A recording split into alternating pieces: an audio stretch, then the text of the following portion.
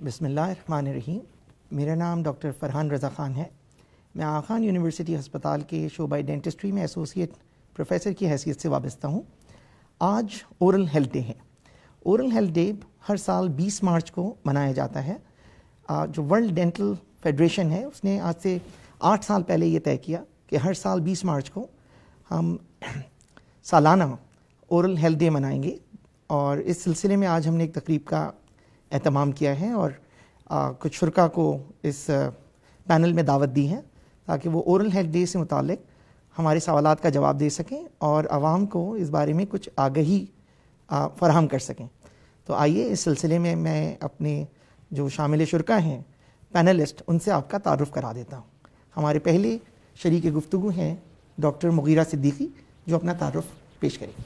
میں ڈاکٹر مغیرہ صدیقی ہوں اور میں آغا خان یونیورسٹی کے شعبہ ENT میں اسسٹنٹ پروفیسر کے طور پہ کام کر رہا ہوں.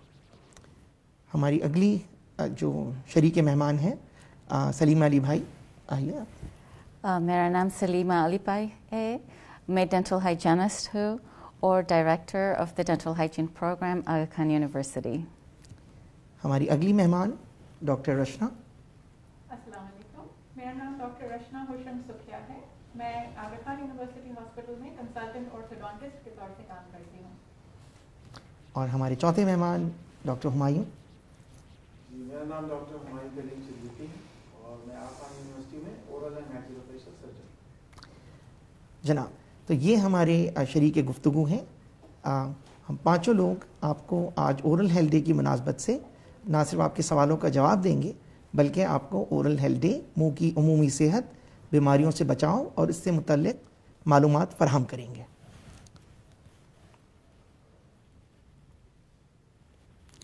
جناب، تو اس سے پہلے کہ ہم مزید سوالوں کی جانب جائیں، میں چاہوں گا کہ ہم اورل ہیلتھ ڈے ہے کیا اور اس کے متعلق جو ہے منہ کی صحت کیوں ضروری ہے، اور اس سے متعلق I would like Salima Alibhai to give few words کہ why oral health is important. ایسا کیا ہے کہ ہم اورل ہیلتھ کو اہم سمجھیں اور اس کے بارے میں توجہ دیں. جی Salima. Thank you doctor Farhan. تو ایسے کہتے ہیں کہ اورل ہیلتھ امپورٹنٹ ہے کیونکہ ہمارا دانت، we should have our teeth and maintain our teeth for our entire lives.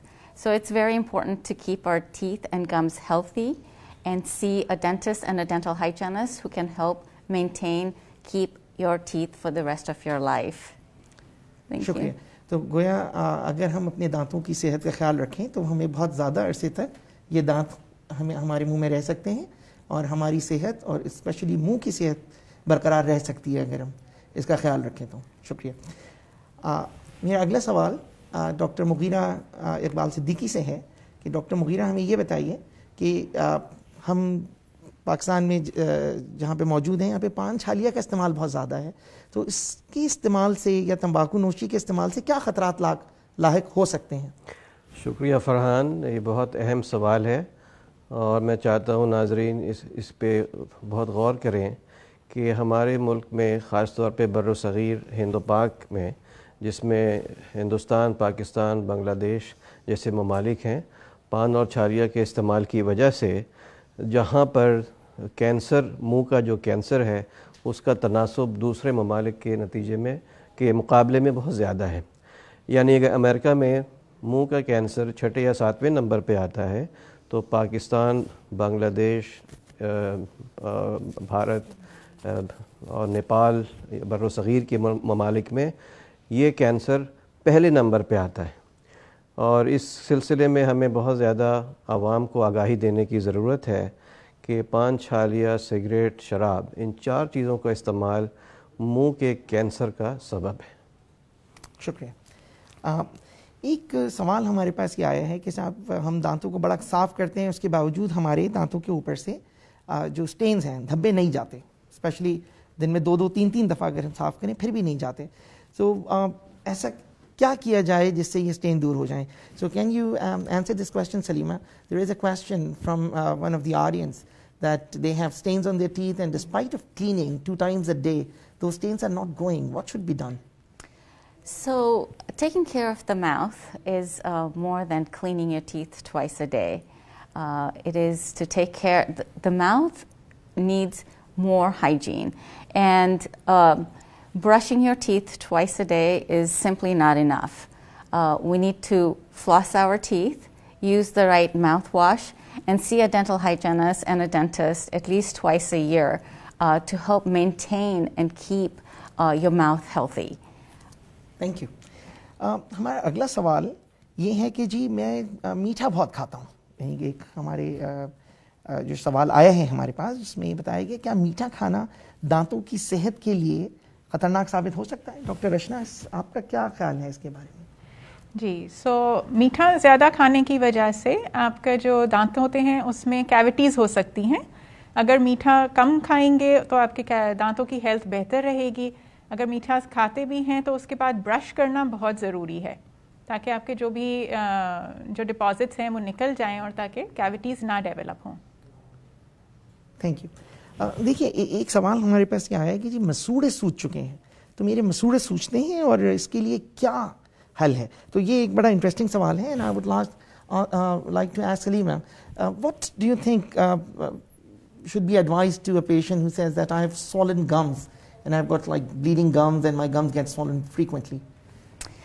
So bleeding gums and inflammatory processes are part of periodontal diseases.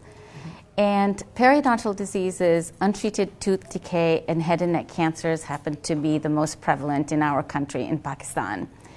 Periodontal disease is a gum infection, and part of the infection is how the gums display themselves during the infection.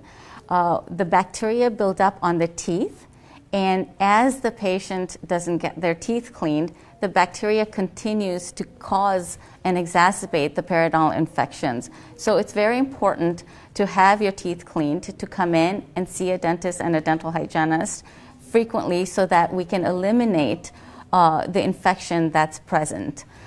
This will help reduce the swelling, help reduce the bleeding, and keep your gums healthier, because we know a lot now about what science is telling us about swollen gums, and we can discuss that as we go. Another question that is related with this question, वो ये कि बहुत लोग कहते हैं कि हम तो बहुत क्लीन करते हैं अपने टीथ को, फिर भी मुंह से एक बदबू नहीं जाती. There is an odor, there is a smell that is not eliminated despite of cleaning their teeth. Correct. So what do you think? So there again, having a toothbrush and a floss and flossing your teeth or brushing your teeth is simply not enough. We are trying very hard, and this is where a dental hygienist comes in, and we're very helpful in treating and helping patients maintain their gums and their teeth. A toothbrush or a floss will not get under the gums. You need professional help.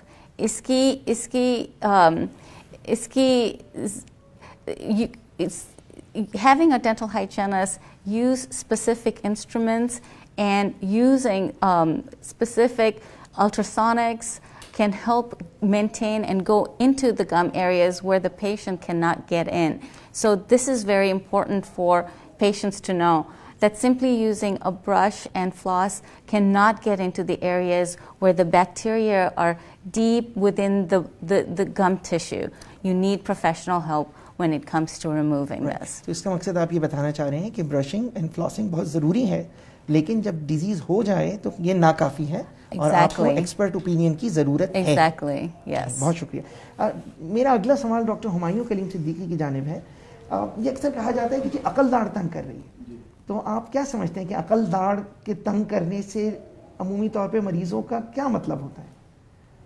जी, अकलदाड़ जो है वो हमारे ज़्यादातर लोगों की उम्र जो है जब 15-16 साल हो जाती है और 17 से 25 साल तक की उम्र में आती है, चूँकि लेट बननी शुरू होती है तो ये लेट ही अपने मुंह में आती है. इसी वजह से इसको अकलदाड़ कहा जाता है कि जब बच्चे बड़े होते हैं तो ये चीज़ आती है. बहुत सारे लोगों के मुंह में अकलदाड़ आराम से आ जाती है, कुछ लोगों को ये तंग करती है क्योंकि मुंह में जगह नहीं, और जब मसूड़े में फंस जाती है तो वहाँ पे खाना फंस जाता है मुसलसल और बार बार इन्फेक्शन होता है. तो जब बार बार इन्फेक्शन होता है तो फिर तकलीफ़ की वजह से दवा लेनी पड़ती है.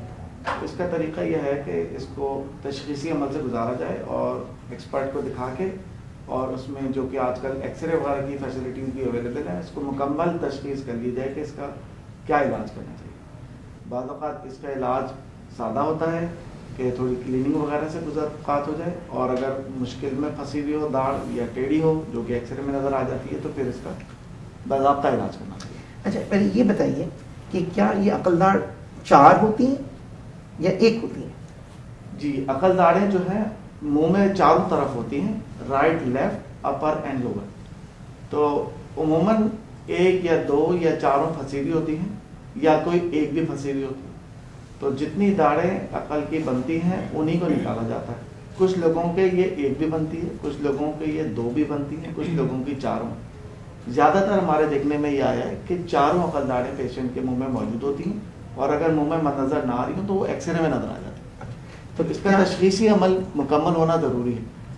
کہنے کا مطلب یہ ہے کہ اگر ہم خالی اسپیشلسٹ کو دکھا رہے ہیں تو وہ بھی کافی ہے، ساتھ میں ایکس رے وغیرہ کی ایڈوانس جو ہے وہ تشخیصی عمل کو گزارنا ضروری ہے۔ اچھا، میرا اگلا سوال اسی سوال سے متعلق وہ یہ، کیا تمام ڈینٹسٹ عقل داڑھ نکال سکتے ہیں، یا عقل داڑھ کو نکالنے کے لیے اسپیشلی وہ عقل داڑھ جو بہت ڈیفیکلٹ پوزیشن میں ہو، ایک غیر معمولی پوزیشن میں ہو، اٹکی ہوئی ہو ہڈی کے اندر، اس کو نکالنے کے لیے ڈینٹسٹ میں کون سے ڈینٹسٹ ہیں جن سے رابطہ کرنا چاہیے؟ جی، عقل داڑھ نکالنے کے لیے یقیناً چونکہ یہ منہ کے پچھلے حصے میں ہوتا ہے اور عموماً مشکل دانت ہوتا ہے اور پھنسا ہوا ہوتا ہے مسوڑے میں، اور اکثر یہ ہڈی کے اندر پھنسا ہوا ہوتا ہے، اور اگر ایکس رے کو جانچا جائے تو اکثر اس کی جو جڑیں ہیں وہ لمبی اور ٹیڑھی وغیرہ بھی ہوتی ہے۔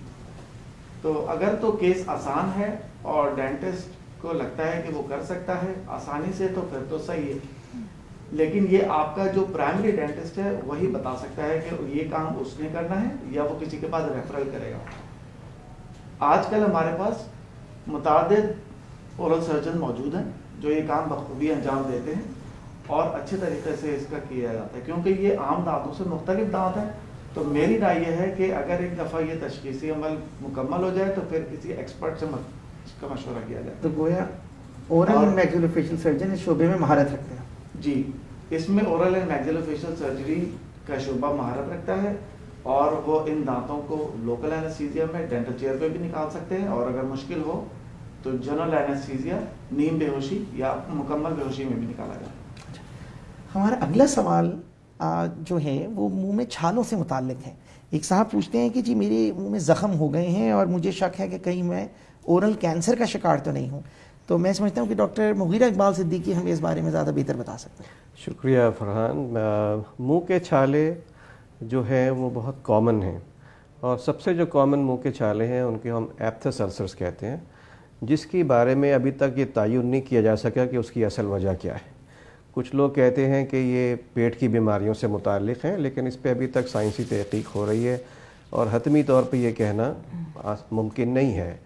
اور کچھ لوگ یہ کہتے ہیں کہ جن دنوں میں مریض کسی اعصابی تناؤ کا شکار ہوتا ہے، اینگزائٹی ڈپریشن کا شکار ہوتا ہے، ان دنوں میں منہ کے اندر چھوٹے چھوٹے چھالے ہو جاتے ہیں۔ یہ چھالے عام طور پہ تکلیف دہ ہوتے ہیں، جب آپ کھانا کھاتے ہیں تو وہ چبھن پیدا کرتے ہیں۔ ایک سوال، اور لوگ کبھی کبھی ڈر جاتے ہیں کہ یہ کہیں کینسر والے چھالے تو نہیں ہیں۔ تو جو چھالے متعدد ہوں، ہونٹوں کے اندر کی طرف ہو جائیں، پینفل ہوں اور خود سے ہو جائیں، خود سے ٹھیک ہو جائیں، اس کے بارے میں تو ہم پریشان نہیں ہیں۔ لیکن وہ چھالا جو کسی منہ کے اندر، چاہے ہونٹوں کے اندر، چاہے گال کے اندر، چاہے زبان کے اندر کسی ایک جگہ ہو، اور جس کا جو سائز ہے وہ وقت کے ساتھ ساتھ بڑھ رہا ہو، اور اس کو اگنور کر رہے ہوں آپ کہ یہ کوئی چیز ایسی نہیں ہے، تو اس کے بارے میں کہوں گا کہ ضرور اس میں فوری طور پہ، اگر 2 ہفتے سے زیادہ کا ٹائم ہو گیا ہے اور وہ چھالا اپنی جگہ سے نہیں ختم ہوا اور بڑھ رہا ہے، تو فوری طور پہ کسی مستند ڈاکٹر سے رجوع کیا جائے۔ اس میں ایک بات اور بھی امپورٹنٹ ہے کہ کبھی کبھی دانتوں کی جو کارنرز ہوتے ہیں وہ نکیلے ہو جاتے ہیں، اور وہ زبان کے ساتھ رگڑتے ہیں، اور وہ زبان کے اندر چھالا پیدا کرتے ہیں۔ تو کینسر ہونے کی ایک وجہ وہ دانتوں کے کنارے جو کہ مسلسل چبھ رہے ہوں دانت کو، زبان کے کینسر کا سبب بن جاتے ہیں۔ لہٰذا اس چیز کی اور اہمیت بڑھ جاتی ہے کہ ایسا کوئی چھالا ہو رہا ہو تو شعبہ ڈینٹسٹری یا ENT اسپیشلسٹ سے ضرور رجوع کیا جائے۔ بہت شکریہ۔ میرا اگلا سوال ٹرائی جیمنل نیورالجیا سے متعلق ہے۔ ایک صاحب یہ پوچھتے ہیں کہ کیا میں نے عقلدار نکلوائی ہے تو کیا اس کی باعث مجھے ٹرائی جیمینل نیورالجیا ہو سکتا ہے؟ آئی تھنک اس سوال کا جواب ڈاکٹر ہمایوں کلیم صدیقی بہت اچھے انداز سے دے سکتے ہیں. ٹرائی جیمینل نیورالجیا جو ہے یہ ایک نس کی بیماری ہے جو کہ ہمارے منہ کے اطراف میں نسیں ہوتی ہیں, اس کے اندر یہ بیماری ہوتی ہے اور اس میں انتہائی شدید تکلیف اور کرنٹ جیسا درد ہوتا ہے. اور عقلدار نکالنے سے اس کا کوئی تعلق یوں نہیں ہے کیونکہ عقلدار کی نسیں مختلف ہوتی ہیں اور یہ جس جگہ پہ درد ہوتا ہے اس میں عموماً لوور لپ یعنی نیچے والا ہونٹ, اوپر والا ہونٹ یا ماتھے کی طرف درد ہوتا ہے جہاں پہ اس نس کی شاخیں ہوتی ہیں. تھرڈ مولر کو یا اس سے مختلف دانتوں کو اسی وجہ سے ڈینٹسٹ یا کوئی اور سرجن نکال دیتا ہے کہ شاید اس کی وجہ سے درد ہو رہا ہے, لیکن یہ ایک بالکل ہی مختلف بیماری ہے جو کہ نس کی بیماری یا نروز کی بیماری کہلاتی ہے. اس کو نیورالجیا کہتے ہیں. اسی نیورالجیا کے لیے حوالے سے مختلف جو ہے پروگرام کیے جاتے ہیں, مختلف تشخیص کی جاتی ہیں اور مختلف اس میں ہم رائے کا اظہار کرتے ہیں. جب مکمل طور سے اس کی تشخیص ہو جاتی ہے تو پھر اس کی ایک مخصوص دوا ہوتی ہے, اس کے ذریعے سے اس کا علاج کیا جاتا ہے. اس بیماری کا اور بھی مختلف طریقے سے علاج کیا جاتا ہے. جنرلی ہمارے پاس ڈینٹسٹ بھی اس کو ڈائگنوز کر سکتا ہے, میڈیکل اسپیشلسٹ بھی ڈائگنوز کر سکتا ہے, نیورولوجی بھی اس کو دیکھ لیتے ہیں اور ENT سرجن بھی اس کے اکثر مریضوں کو دیکھا کرتے ہیں. اس کے علاج میں مختلف قسم کی چیزیں شامل ہیں. ٹرائی جیمینل نیورالجیا اور عقلدار کا آپس میں بظاہر کوئی لنک نہیں, تعلق نہیں ہے, لیکن ایسا ہوتا ہے کہ لوگ اس درد کی وجہ سے جاتے ہیں تو جو ڈینٹسٹ ہے یا اورو سرجن ہے وہ سمجھتا ہے کہ شاید اس کی وجہ سے درد ٹھیک ہو جائے گا, لیکن اس کے علامات بالکل مختلف ہیں. جو کہ اس میں سب سے امپورٹنٹ اور اہم بات یہ ہے کہ اٹیک کے بیچ میں پیشنٹ کو بالکل بھی درد نہیں ہوتا. یہ اس کی ایک مین جو ہے تشخیصی عمل کی بات, اور عموماً ایک ہی جگہ پہ ہوتا رہتا ہے. جیسے اگر رائٹ سائڈ پہ ہے تو رائٹ سائڈ پہ ہوتا رہے گا, اگر لیفٹ سائڈ پہ ہے تو لیفٹ سائڈ پہ. ٹھیک ہے, بہت شکریہ, بہت شکریہ. اگلا سوال ایک خاتون یہ پوچھتی ہیں کہ میرا 9 سال کا بیٹا ہے, اس کے دانت خراب ہیں اور اس میں درد ہے, اگر میں اس دانت کو نکلوا دوں تو کیا یہ دانت دوبارہ آئے گا؟ ڈاکٹر رشنا آپ بتائیے اس کے بارے میں. Okay, thank you doctor Farhan. So 9 سال کے بچوں میں عموماً دودھ کے دانت اور پکے دانت دونوں موجود ہوتے ہیں. اس میں ابھی ایکچولی دیکھنا یہ ہوگا کہ یہ جو ان کو درد ہو رہا ہے وہ کون سے والے دانت میں ہو رہا ہے. اگر دودھ کے دانت میں ہو رہا ہے تو وہ تو جب گر جائے گا یا اس کو اگر نکال دیتے ہیں تو وہ دوسرا دانت آ جاتا ہے اس کے جگہ پہ. لیکن اگر پکے دانت میں, جو کہ پیچھے والا یوزلی جو فرسٹ مولر ہوتا ہے, ان میں بھی کیویٹیز 9 سال کے بچوں میں دیکھی گئی ہیں. سو اس دانت میں اگر کیویٹی ہے تو اس دانت کو اگر جیسے اس کے پیچھے والے دونوں دانت اگر آ رہے ہوں تو ہم اس دانت کو نکال کے اور پیچھے والے دانتوں کو بریسز کے ذریعے آگے لا کے اس کی اسپیس کو کلوز کر سکتے ہیں. لیکن اگر جو بیبی ٹوتھ ہے وہ اگر جیسے اگر اس میں کیویٹی ہے اس کو پریونٹ کرنا ہوتا ہے فلنگ سے یا بیبی ٹوتھ کی روٹ کنال سے, کہ ایٹ لیسٹ وہ اتنا عرصہ جب تک کہ اس کا نیچے والا دانت ایرپٹ ہو جائے تب تک وہ منہ میں ہم مینٹین کر سکیں. اگر وہ نہیں کر سکتے ہیں تو پھر دی اونلی آپشن از کہ اس کو نکالا جائے اور پھر ہم اس کی اسپیس کو مینٹین کرنا چاہتے ہیں جب تک کہ نیچے والا دانت اس کا ایرپٹ ہو. تو اس صورت میں ہمیں پھر وہ ایک اسپیس مینٹینر ہوتا ہے جو ایک رنگ کی شکل کا ہوتا ہے, اس سے ہم اس دانت کی اسپیس کو مینٹین کرتے ہیں اور جب وہ نیچے سے دانت آنا شروع ہو جاتا ہے تو پھر اس کو نکال دیتے ہیں. اور اگر جیسے دانت ٹیڑھے ہوتے ہیں تو اس کو ہم بریسز لگا کے, جو تاریں لگتی ہیں اس سے لگا کے سیدھا کر دیتے ہیں. اسی سے متعلق جو میرا دوسرا سوال ہے, خاتون پوچھتے ہیں کہ میں اپنی بیٹی جس کی عمر 10 سال ہے اسے بریسز لگوانا چاہتی ہوں, کیا یہ تکلیف دہ عمل ہے؟ جی, سو بریسز جو ہے وہ تکلیف دہ عمل نہیں ہوتا ہے کیونکہ بریسز جو ہیں وہ دانت کے اوپر لگتے ہیں. اس میں کوئی بھی ایسی چیز نہیں ہوتی کہ جس سے دانت کے یا ہڈی کے اندر جیسے اس میں کوئی پین کا وہ ہو, کوئی مطلب وہ دانت کے اوپر چپکائے جاتے ہیں.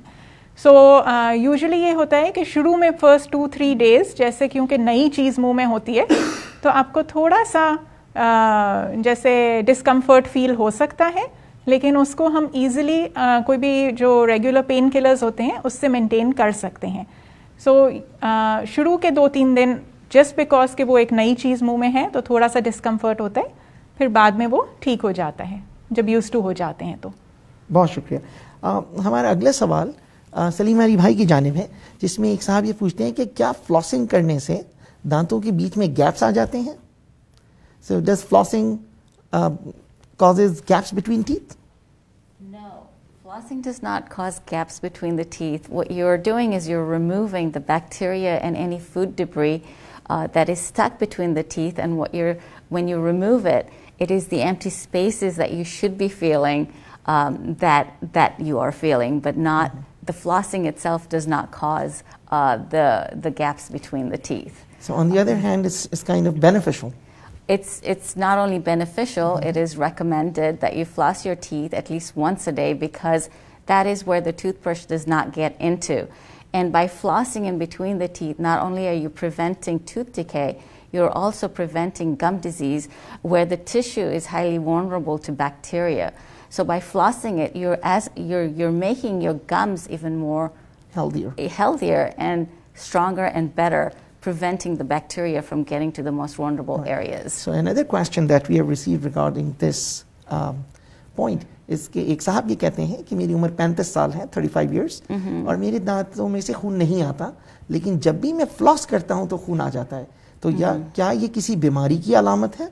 So he says that he does not, get bleeding, but whenever he flosses, he experiences bleeding. So does this bleeding a sign of any underlying disease? So it is a sign that there is localized infection in the area, but that is the reason why you want to floss. And in addition to that, not only are you removing, so it is good that your gums bleed, because that is a sign of infection. It's an indicator that your gums need to be cleaned, rather than the opposite, because many patients will not brush or floss their teeth because they're saying, oh, this is hurting my gums. Ye dukta, it's dukta hai. So they won't, but it is better if you continue to floss, you brush, because you're removing the bacteria that is actually causing the bleeding itself. And it is very important to do that, because we know that the bacteria that are on the gums and teeth don't just remain on the gums and teeth.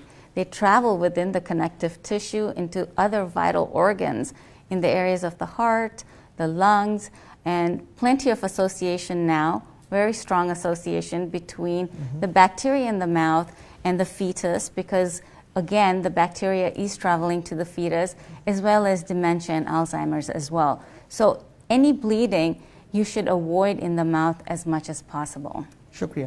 तो इसका मकसद ये है कि अगर मुंह से खून आने की अलामत को आसान ना समझा जाए, और जब भी इस तरह का खून आए तो फौरन हेल्थ केयर प्रोफेशनल से, अपने डेंटिस्ट से या हाइजीनिस्ट से राब्ता किया जाए. Yes, and one of the ways of preventing, ये prevention का, is to come and see a specialist, a dental specialist, and that is a dental hygienist, because dental hygienists are skilled.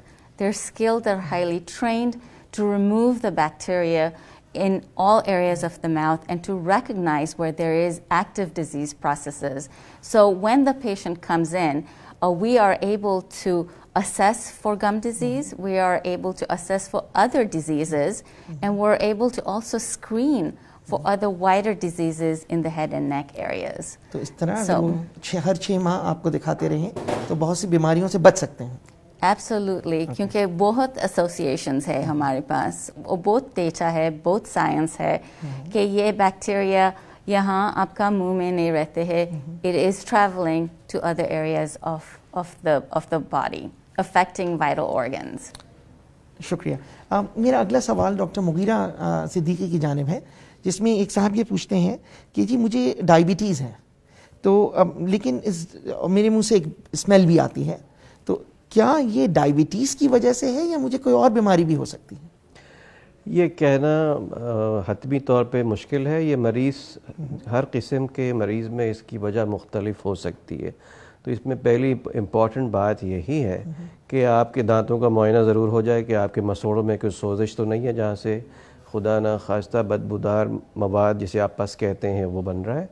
दूसरा ये है کہ ڈائبٹیز سے جو منہ میں ڈائبیٹک مریضوں کے جو منہ میں ایک اسمیل آتی ہے وہ ایک عام طور پہ ڈائبیٹک مریضوں کے مرض کی وجہ سے بھی ہے. خاص طور پہ اگر آپ کی جو بلڈ شوگر ہے وہ کنٹرول نہیں ہے تو ہم کہتے ہیں کہ آپ کے منہ میں خاص اسمیل آتی ہے. تو اگر آپ ڈائبیٹک ہیں تو پہلی چیز تو یہ ہے کہ اپنے ڈائبٹیز کو کنٹرول کریں.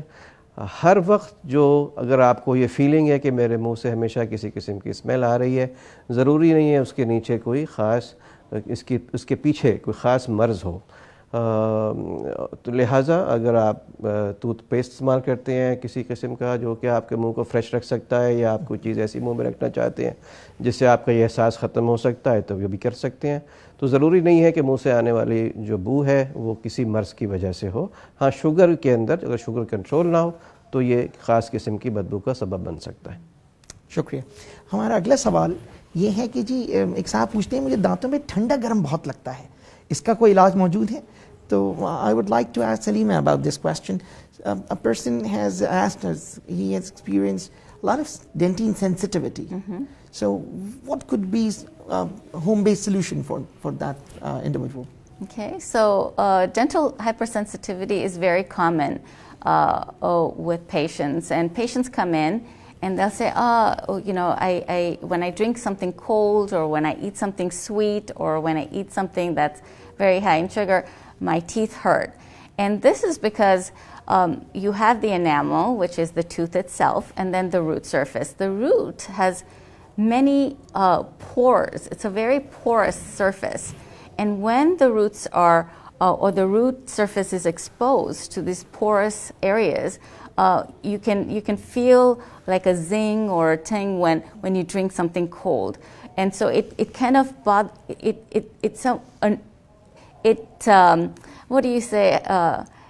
it somewhat reacts to the pulp of the tooth. And so using the right therapeutics like Sensodyne or a sensitive toothpaste can help alleviate and cover these porous root surfaces. So when you drink something cold, they're covered and it doesn't create or exacerbate the pain that's there. بہت شکریہ. ہمارا اگلا سوال ایک صاحبہ یہ پوچھتی ہیں کہ میرے دانتوں کا رنگ بہت زرد اور پیلا پڑ گیا ہے, تو اس کے لیے مجھے کیا کرنا چاہیے؟ ڈاکٹر رشنا, آپ ہمیں اس سوال کا جواب دے سکتی ہیں؟ جی, تھینک یو ڈاکٹر فرحان. سو زرد یا پیلا جو ہے وہ جو رنگ ہے وہ اس کے ڈفرینٹ کازز ہو سکتے ہیں. ایک تو یہ ہے کہ اگر وہ دانتوں کے اوپر کوئی سٹینز ہیں تو اس کو اسکیلنگ یا جیسے ہم جس کو صفائی کہتے ہیں اس سے ریموو کر سکتے ہیں. اگر وہ سٹینز جو ہیں وہ انٹرنل ہیں, مطلب اگر وہ دانت کے اندر سے ہی یلو ہو رہا ہے, دانت کا اندر کا حصہ ہی اگر یلو ہو رہا ہے, تو وہ صرف اسکیلنگ سے صاف نہیں ہوگا. اس کے لیے پھر ہمارے پاس ڈفرینٹ آپشنس ہوتے ہیں جس میں ہم بلیچنگ کہتے ہیں.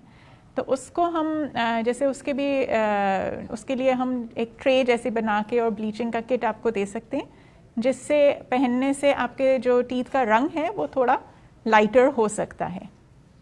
شکریہ شکریہ. اگلا سوال دوبارہ سلیمہ علی بھائی کی جانب ہے, جس میں ایک صاحبہ یہ پوچھتی ہیں کہ میرے والد کی عمر 60 ایئرس ہے. A girl is asking that my father is 60-year-old, and how often should I ask him to get his teeth examined? What should be the frequency of dental examination? So we generally recommend that all patients come in every 6 months to see the dentist and the dental hygienist. This is primary. Some patients sometimes, depending on their oral health, require more frequent therapeutics or cleanings, and depending on what the mouth exhibits, we recommend the patient come in more frequently so that we can remove a lot of the deposits, because many patients come in and everyone is different. So, some patients can come in every 6 months, some patients can come in every 3 months, but generally we recommend that if the patient needs more therapeutics, that they come in more frequently so that we can access the areas of the gums in the mouth if there is something wrong.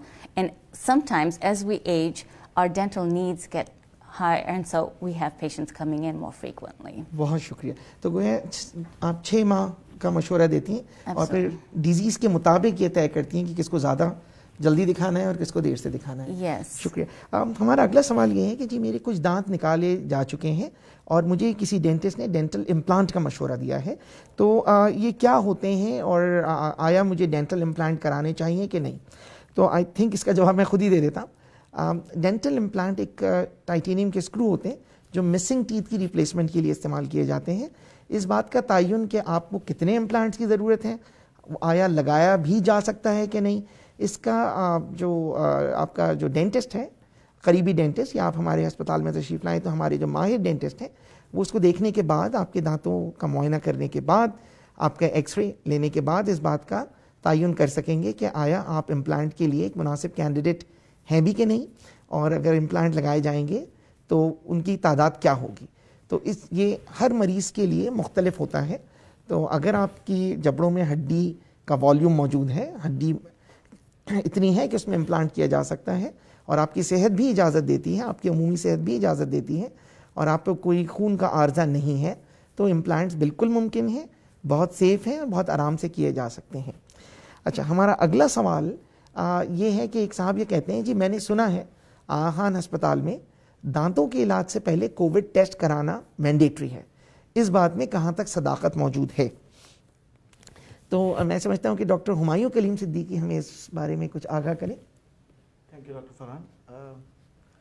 COVID-19 جیسے کہ ہم سب کو معلوم ہے کہ ایک ایسی بیماری ہے جو ایک انسان سے دوسرے انسان کو آسانی سے اور تیزی سے لگ سکتی ہے, اور ہم سب دیکھ چکے ہیں کہ اس کی وجہ سے کافی سارے انفیکشن پھیلے ہیں اور بہت سارے انسانوں کو اس کا انفیکشن ہوا ہے, زیادہ تر کو ریکور ہوا ہے, لیکن بہت ساری اموات بھی ہوئی ہیں. تو پہلی تو بات یہ ہے کہ یہ ایک خطرناک انفیکشن ہے جس سے ہمیں بچنا ہے.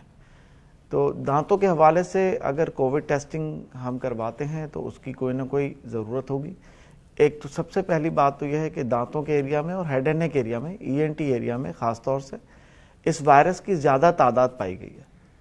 تو ایسے پروسیجر, ایسے ڈینٹل کے کام, ایسے دانتوں کے امراض کہ جس میں کسی نہ کسی مشین کا تعلق ہے جس سے ایروسول جنریٹ ہو سکتے ہیں, اس صورت میں ہمیں کووڈ کا ٹیسٹ لازمی کرانا پڑتا ہے.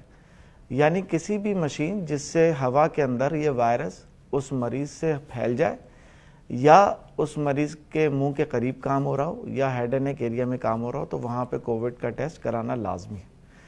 اور چونکہ یہ ایک متعددی بیماری ہے اور یہ تیزی سے پھیلتی ہے اور اس کا مکمل علاج ابھی تک ممکن نہیں ہوا ہے, تو اس لیے اس کا ٹیسٹ کرانا لازمی ہے کہ اگر کسی کو کووڈ پازیٹیو ہے تو وہ اپنا علاج کچھ دنوں کے لیے مؤخر کر دے اور پھر اس کو دوبارہ سے شروع کرے. ہاں, اگر بہت ضروری ہے علاج کروانا تو پھر کووڈ پازیٹیو پریکاشنز کے احتیاط کے ساتھ اس کا کیا جا سکتا ہے.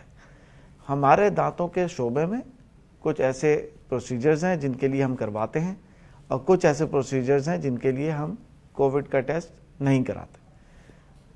ٹھیک, بہت شکریہ. میرا اگلا سوال ڈاکٹر مغیرہ صدیقی کی جانب ہے. ڈاکٹر مغیرہ, ہمیں یہ بتائیے کہ وہ پروسیجرز جو ENT سے متعلقہ ہیں, لائک ٹونسلائٹس یا ٹونسلز کی سرجری یا منہ کی اور گلے کی دیگر سرجریز, کیا ان میں بھی کووڈ ٹیسٹ کرانا سرجری سے پہلے لازمی ہے؟ جی فرحان, یہ بہت اہم سوال ہے, اور جیسے کہ میرے کولیگ ہمایوں نے ابھی بتایا کہ منہ کے اندر, ناک کے اندر جو نیچرل فلوئڈز ہیں, جیسے منہ میں جو تھوک ہے اور ناک کے اندر جو پانی ہے, اس کے اندر کووڈ-19 کے جراثیم کا تناسب جسم کے تمام حصوں سے زیادہ ہوتا ہے, جراثیم زیادہ ہوتے ہیں. لہٰذا یہ ان میں اگر کچھ بھی کام ہوتا ہے یا منہ میں کوئی کام اگر ہوتا ہے, چاہے وہ ڈینٹل کام ہو, چاہے کوئی آپریشن ہو, ان پروسیجرز کو ہم کہتے ہیں ایروسول جنریشن پروسیجرز, یا یہ وہ پروسیجرز ہیں جس میں جو جو بھپارے بنتے ہیں, جو منہ میں ویپرز بنتے ہیں, یا جو سکشن ہم کرتے ہیں, اس کے ذریعے بہت تیزی سے کووڈ-19 کا جراثیم دوسروں میں منتقل ہو سکتا ہے. لہٰذا یہ بہت ضروری ہے کہ ایسے چھوٹے آپریشنز کے لیے بھی ہم کووڈ-19 کا ٹیسٹ کریں, اور سب سے ضروری بات کہ احتیاط کریں. بہت شکریہ. میرا اگلا سوال ڈاکٹر رشنا سکیا کی جانب ہے. ایک خاتون یہ پوچھتی ہیں کہ وہ 3 ماہ کی حاملہ ہیں اور ان کے دانتوں میں درد ہے, تو آپ بتائیے کیا اگر وہ دانتوں کا ٹریٹمنٹ کراتی ہیں تو ان کو کوئی تکلیف یا ان کی زچگی میں کوئی کمپلیکیشنز ہونے کا امکان, یا ان کے بچے کو تو کوئی प्रॉब्लम होने का इम्कान नहीं होगा?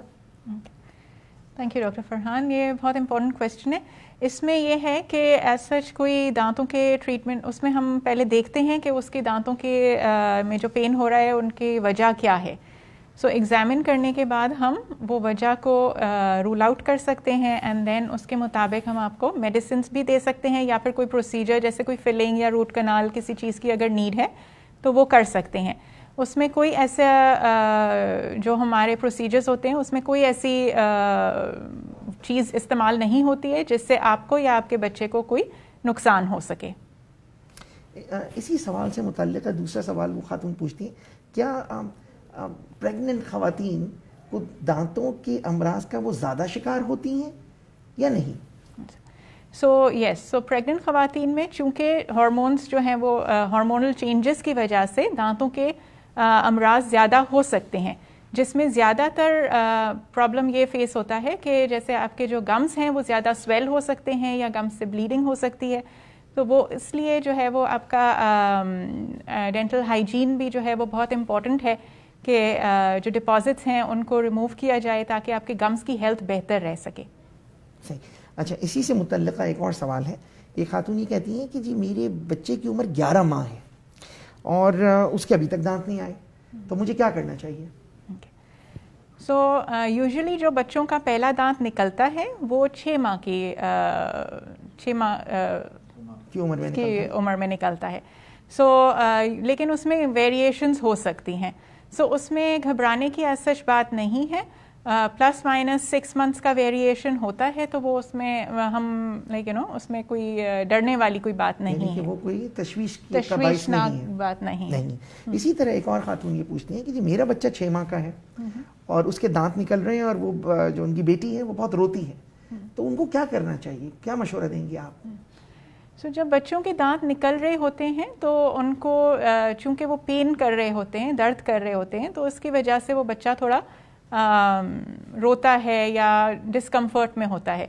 तो उसको सूद करने के लिए आप जैसे जो टीदर होता है वो यूज़ कर सकते हैं. उसको स्पेशली अगर थोड़ा सा ठंडा फ्रिज में करके अगर इस्तेमाल करेंगे तो वो उससे भी बेहतर महसूस करेंगे. और एक इम्पॉर्टेंट बात मैं आपको अभी बताना चाहूँगी, जैसा ये आपने डॉक्टर फरहान सवाल पूछा कि 6 माह की उम्र में जो टूथ निकल रहा है, तो जैसे ही बच्चे का पहला दांत निकलता है उसको ब्रश करना बहुत ज़रूरी है. क्योंकि यहाँ पे अमूमन यही देखा गया है कि सारे दांत निकल आते हैं उसके बाद ही लोग ब्रश करना शुरू करते हैं. लेकिन पहला दांत जैसे ही निकलता है आपने फिंगर ब्रश से पहले उसको ब्रश करना शुरू करना है ताकि जो भी बेबी टीथ हैं उनमें कैविटीज ना डेवलप हों. शुक्रिया. My next question is directed towards Salim Ali Bhai. At what age should I bring my children for dental checkup? It's a very good question. So we are now recommending that as soon as the baby teeth come in and by the age of 1, that a well dental visit be scheduled. And sometimes it is difficult for mothers to bring their babies in, but this is an important visit because it allows the dentist to evaluate and to thoroughly look into the mouth for any brown spots or any cavities. और ये हमको देखना है कि brown spots है कि नहीं, क्योंकि ये start of cavities है. And if we can check and make sure that everything is okay, we can also apply fluoride varnish. और ये fluoride varnish है, high concentration of fluorides है कि हम डाल सकते हैं और reverse कर सकते हैं any decay or any cavities. So by the age of 1, this is what we are recommending. And generally, when the child comes into the dental office or into seeing the dentist or the dental hygienist, we usually just take a look at the mouth, and by putting the baby or the child in the lap and thoroughly looking and assessing and making the child feel comfortable so that they don't feel overwhelmed when they come in to see the dentist, because it can be overwhelming at that very first visit, and then thereafter every 6 months to every year coming in for a checkup. So yeah. शुक्रिया. अच्छा, इसी सवाल से मुतालिक एक और सवाल है कि what are the best ways to practice good oral hygiene at home? Okay, yeah, so again, very good question. The best thing you can do is use a toothbrush to brush your teeth twice a day and brush thoroughly at the gum line, because this is where the bacteria harbor. And by removing the bacteria when they first form in the morning is most important, so that they don't go into the sulcus or the gum area under the teeth. And then again, brushing at night, because that is when your mouth does get a rest and the gums get dry. So by brushing away the bacteria, you are preventing tooth decay as well as gum disease. And then flossing once a day before brushing is important as well, as we've discussed. बहुत शुक्रिया. एक अगला सवाल, एक खातून ये कहती हैं कि जी मेरी बेटी की उम्र 15 साल है, उसको पिछले 2 साल से ब्रेसेस लगे हुए हैं और अब ब्रेसेस उतारने का कहा गया है, लेकिन उनकी बेटी ये सोच के घबराती हैं कि अगर ये ब्रेसेस उतार दिए गए तो मेरे जो दांतों में मौजूदा गैप्स थे जो पहले मौजूद थे वो दोबारा आ जाएंगे. तो इसके बारे में डॉक्टर सुखिया हमें बताइए कि क्या होना चाहिए. Thank you doctor Farhan. So braces का ट्रीटमेंट जब ख़त्म होता है, जब हम ब्रेसेस उतारते हैं तो हम अमूमन उसके जैसे रिटेनर्स इस्तेमाल करते हैं. रिटेनर्स लगाते हैं ताकि जो स्पेसेस हमने क्लोज़ किए हैं वो क्लोज़ ही रहें और दांतों को जिस पोजीशन में हम लेकर आए हैं उसी पोजीशन में वो रहें.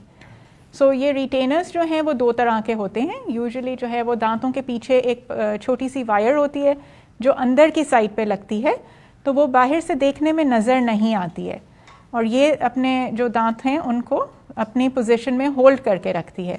अब जब रिटेनर्स लगे हुए होंगे और इवन ड्यूरिंग, जैसे हमारे जब भी हम ब्रेसेस शुरू करते हैं या ब्रेसेस लगे हुए होते हैं और रिटेनर्स लगे हुए होते हैं, उसमें एक इम्पॉर्टेंट बात यह है कि हमें डेंटल हाइजीन का जो है वो बहुत ख्याल रखना है, क्योंकि अगर जैसे जो दांत हमारे सीधे हो गए तो उसके बाद हमें टीथ क्लीन करना जो है वो इम्पॉर्टेंट और ईजी हो जाता है. सो ईजी हो गया, सो लेकिन उसको ब्रश करते रहना है एंड देन एवरी 6 मंथ्स हमारा डेंटल हाइजीन का विजिट करते रहना है ताकि हमारे जो गम्स हैं और टीथ हैं वो हेल्दी रहें. अच्छा, इससे मुताल्लिक 2 सवाल और हैं. एक सवाल जो आया है हमारे पास वो ये है कि ये बताइए कि आम तौर पे ब्रेसेस कितने अरसे के लिए लगाए जाते हैं, नंबर 1. और दूसरा इससे मुतल्लिका सवाल वो ये कि जब ब्रेसेस उतरने के बाद जो आपने रिटेनर्स का बताया वो कितने अरसे के लिए लगाना या पहनना है. सो ब्रेसेस जो हैं वो यूजुअली डिपेंड करता है आपके केस के ऊपर. कुछ लोगों में हम 1 साल 1.5 साल भी ब्रेसेस लगाते हैं, कुछ लोगों में 2.5 साल 3 साल भी लगते हैं. सो इट डिपेंड्स कि आपका क्या कितना सीवियर प्रॉब्लम है, उसके मुताबिक जो है वो आपका ट्रीटमेंट ड्यूरेशन डिटर्मिन किया जाता है. दूसरा ये कि रिटेनर्स की बात कि वो कितने अरसा लगाना पड़ेंगे. सो रिटेनर्स जो हैं वो जैसे जो फिक्स्ड रिटेनर्स होते हैं वो हम यूजुअली रेकमेंड करते हैं कि मिनिमम 5 to 7 years लगे रहें. उसमें ये फ़ायदा है कि जो दांत आपके जिस पोजीशन में हम लेकर आए हैं, जो आपकी जॉ की ग्रोथ हो रही है, उसकी वजह से अगर दांतों में कोई आगे पीछे होने का खदशा है तो उसको हम होल्ड करके रख सकें. सो यूजुअली, और कुछ लोग तो लाइक यू नो जैसे 5 to 7 years में इतने कंफर्टेबल हो जाते हैं कि वो कहते हैं कि इवन हमें अगर इसको लगाई ही रखें तो कोई मसला नहीं है. सो इसमें कोई there is nothing to worry about कि इसको हमें बहुत अरसे पहनना पड़ेगा. बहुत शुक्रिया. हमारा अगला सवाल, एक साहब ये पूछते हैं कि वो स्मोकिंग करते हैं और वो स्मोकर हैं और उनको कितने अरसे के बाद स्केलिंग करानी चाहिए. How often should that person get scaling provided he's a smoker? So that question is directed towards Ms. Salima Ali Bhai. Can you please respond to that individual? Yeah, so first, if a patient is a smoker, we know that it is very important to get their teeth clean more frequently. We know that in patients that are smokers that the immune response is slow to respond. So we also know that smokers will have periodontal disease. This is a known fact. It is what we call causality, meaning if you're a smoker, you will have periodontal disease.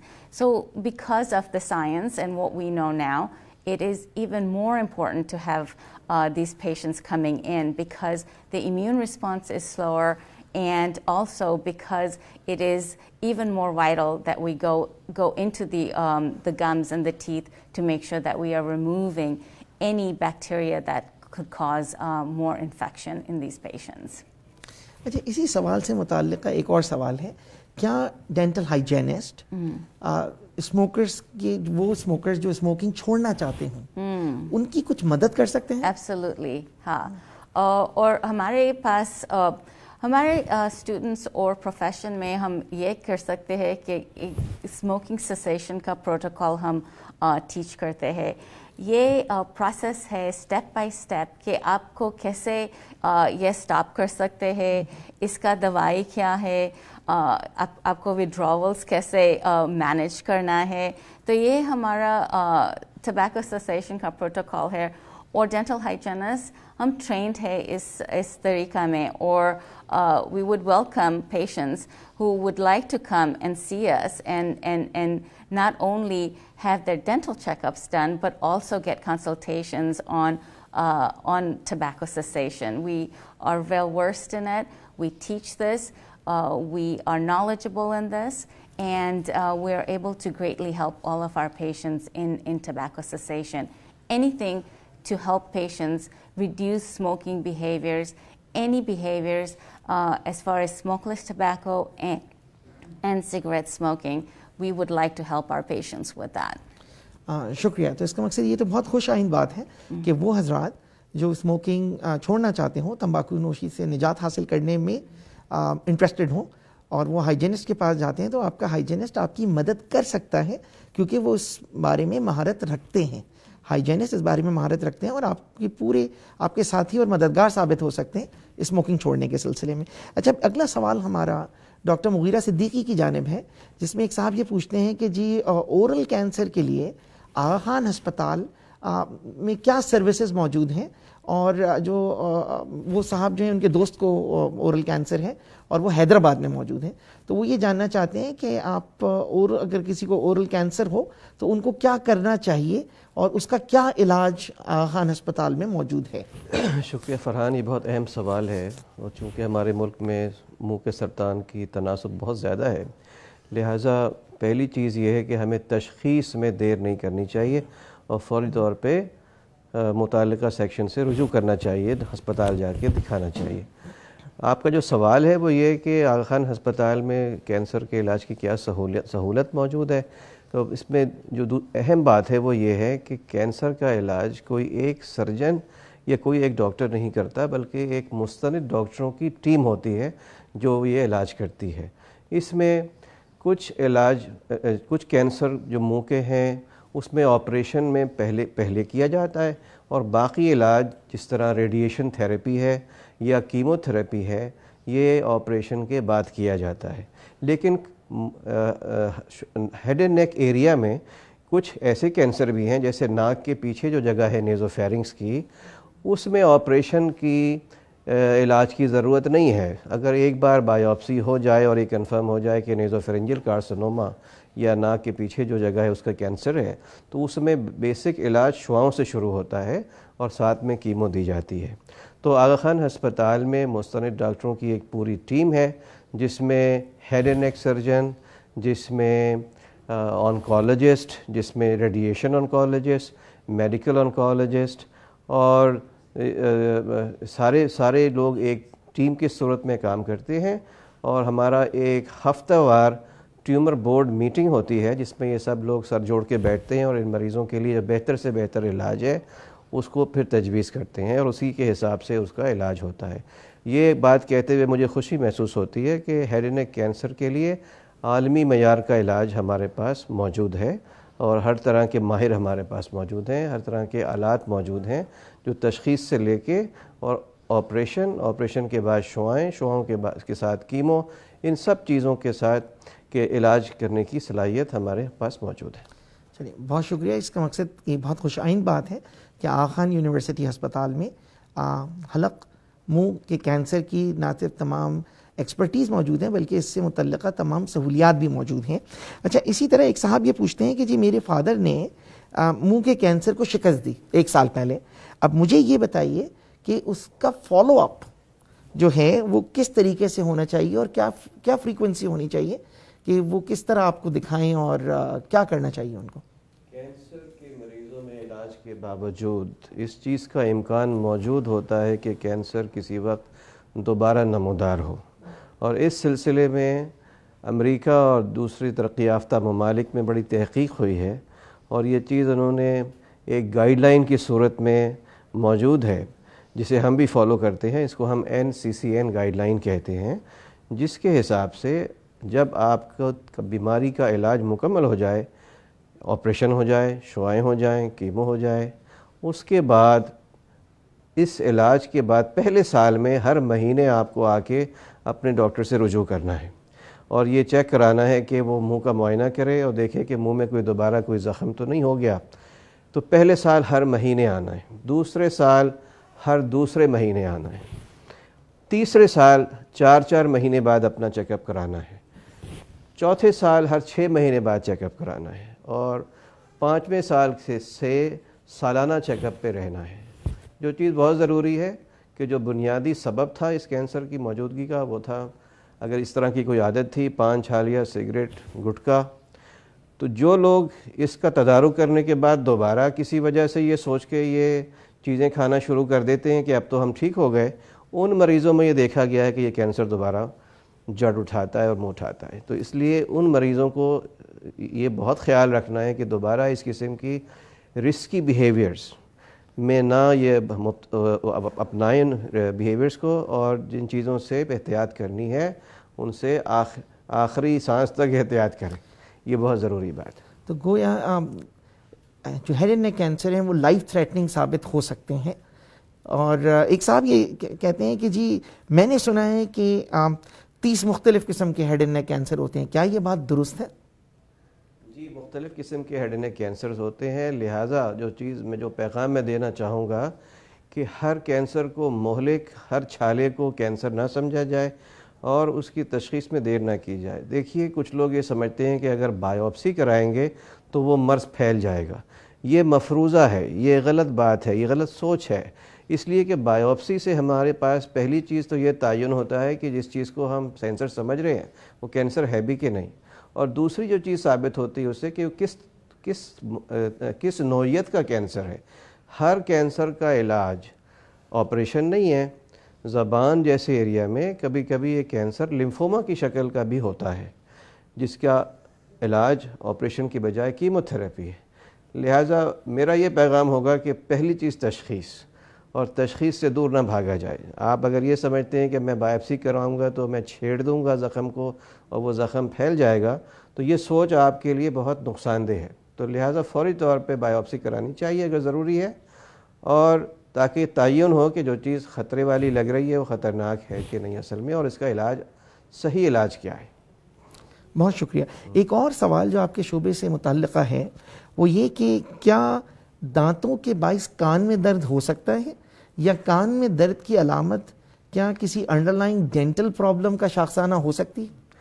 جی، اچھی بات یہ ہے کہ ہم آغا خان ہسپتال میں dentistry department اور ہمارا ENT ڈپارٹمنٹ ایک دوسرے کے ساتھ مل کے کام کرتا ہے، اور ایسی صورت میں ہم اپنے مریضوں کو ڈینٹسٹری ڈپارٹمنٹ کی طرف بھیج دیتے ہیں جب ہمیں یہ معلوم ہو کہ بہت سارے مریض ہمارے پاس ایسے آئے جنہیں یہ لگتا ہے کہ ان کے کان میں شدید درد ہے، لیکن جب ہم نے کان کا معائنہ کیا تو کان بالکل ٹھیک لگا. تو معلوم یہ ہوا کہ جب وہ اپنا منہ کھولتے ہیں جو جبڑے کا جو جوائنٹ ہے جس کو ٹیمپورو مینڈیبولر جوائنٹ کہتے ہیں، اس میں اصل مسئلہ تھا جس کا درد کان کی طرف جا رہا تھا. تو ایسی صورت میں ہم سمجھتے ہیں کہ ENT کے بجائے اگر میگزیلوفیشیل سرجنز کی طرف ان کو بھیج دیا جائے، ان کو ریفر کر دیا جائے، تو وہ لوگ اس کا بہتر علاج کر سکیں گے. بہت شکریہ. میرا اگلا سوال ڈاکٹر ہمایوں کلیم صدیقی کی جانب ہے. صاحب، ایک چیز کہا جاتی ہے اورل سب میوکس فائبروسس، یہ کیا چیز ہے اور اس کی آپ تشخیص کے لیے کیا کرتے ہیں اور اس کا کیا علاج ہے؟ جی بہت شکریہ ڈاکٹر فرحان، آپ نے بہت اہم سوال کیا. اورل سب میوکس فائبروسس جو ہے ایک بہت ہی خطرناک بیماری ہے جو ہمارے انڈیا، پاکستان اور بنگلہ دیش وغیرہ میں زیادہ ہوتی ہے، اور بھی کافی جگہوں پر ہوتی ہے.